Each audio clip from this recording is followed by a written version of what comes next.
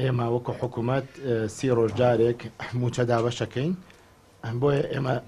ببورن لەسەر هەمان نەمەد بەردەوامە بین 30 ڕۆژ جارێک موچەی خۆمان دابەشەکەین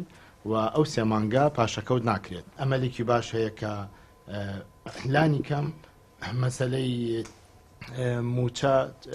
ئەگەر 100% چارەسەر نەکرێت بەڵام بەشێکی باشی چارەسەر بکرێت کە هەم بەردەوام بین لەسەر ئەوەی 30 ڕۆژ جارێک موچە بین هەم بزانینەوەی استحقاقاتانی کە بۆ ئێمە دابی نەکرێت لە 2019 چییە پاشەکەوتی موچەش لەو یاسا چاکسازیەی کە حکوومەتی هەرێمی کوردستان بردوێتی پەرلەمانی کوردستان ئیستحقاقاتی فەرمانبەرانی تیا جێبەجێ کراوە کە چۆن بگیرێتەوە هیوادارین لەم خولەی پەرلەمان بە زووترین کات ئەو یاسایە جێبەجێ بێت کە ئەو یاسایش جێبەجێ بوو